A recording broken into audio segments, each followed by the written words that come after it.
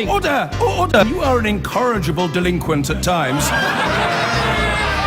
Behave yourself, man!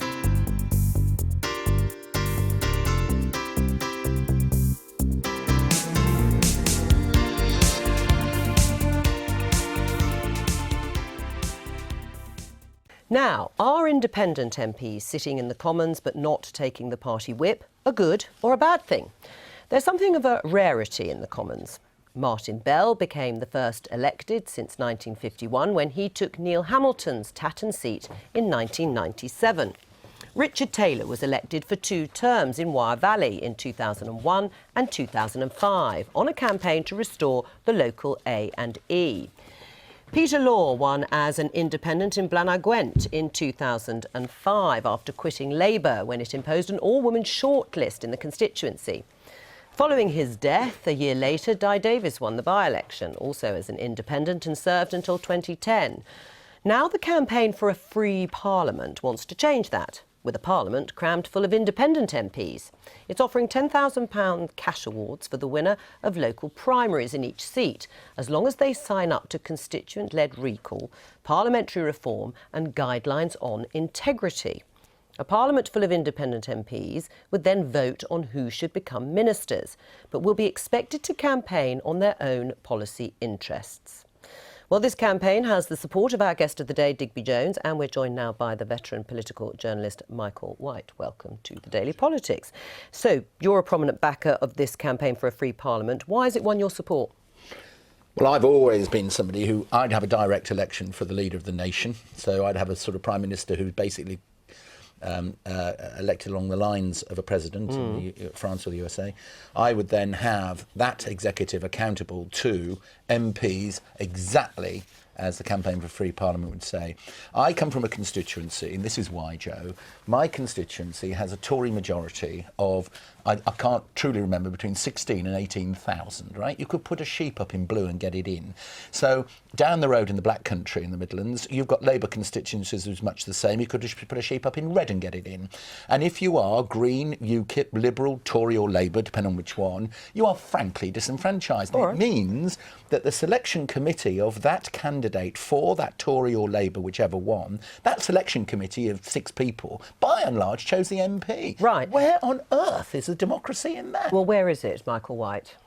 All systems aren't perfect. Digby Jones is a lovely chap and he's consistent on this point. He's always done it. He was a minister in the Labour government, but he wasn't a Labour minister. And did it work? He got away with it because he's a rule breaker and we like him for it. But in the real world, all political systems have parties, all have PR systems have lists. That's far worse than Digby Jones is talking about. You get put on the top of the list, like Mrs Merkel has never stood for what he called direct election. In the presidential election, the one who won the direct election didn't actually get the presidency last month, did they? Never mind. But it's not real. All political systems have to have parties. We love independence. They're an anomaly. They add sort of spice to the meal. But in reality, you've got to get business done. And that's the point. You need a line. You need a view that people agreed on. You couldn't have 650 different viewpoints on key subjects. You'd never get anything done. No, you would expect the leader of the country to, and by the way, what I'm about to say, I can see the weakness in it, but you would have a leader of the country who would have to form coalitions on specific policy issues. Right. Like you'd have a different coalition coming together to vote in education than you would in healthcare. My weakness in that argument is consistency. Yes, and people would need to know. And the time taken getting your cabal together. And by the way, once you get a cabal together, you do a deal. Once you do a deal, you form a party. Right, OK. I mean, this sounds like backroom deals being done. Of course it does. And look, so no different to party politics then?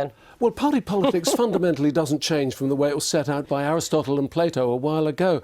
Israel has a perfect PR system and the tail wags the dog. Talk about backroom deals there. Even in Russia they have parties, even though they're told what to do. Their discipline in the Chinese Communist Party is even tighter than the SNP. And that's an interesting contrast, Joe, because UKIP says, like Digby, vote with your conscience. We don't impose whips on anybody. Nice people, but they're not fit to run anything more than a parish council, nor have they done. The SNP, a real party which exercises power, has draconian discipline on its members. Are independents a good idea in theory, in the sense that even if you didn't have a whole Parliament stuff with them, that they do work if they are campaigning on one single issue? The people you had on your screen, Bell, Dr. Richard Taylor, great bloke. They've always been, but most of them have been within parties. Tony Benn, Enoch Powell, Tam Diel, I could rattle off dozens of them. You know they're independent and they stand up to the wits, and they also, this is important, Digby, they stand up there to their constituents too. Sure, but the that's really because good they ones. don't want promotion. I mean, the power of patronage on promotion and deferment and all the rest of it is enormous. Can you But that would answer one exist thing, in Michael? your system too. But with the £10,000 grants, just briefly, by the would way, that actually help well, anyone? I mean, you're up against party machines who say they haven't I'm got glad any you money. just called it grant. Please, no one watching this thinks for a minute that someone's getting a £10,000 prize for this. This would You'll have to be put your hand in your to pocket, help, This Digby. would be to help people actually pay for Sure, election because it's an expenses. expensive It's an business. expensive business. So please don't think this is a prize. One thing I don't understand, Michael, and you didn't answer it, and you're a good man, and I've known you for years, but you didn't Don't answer it. slander me.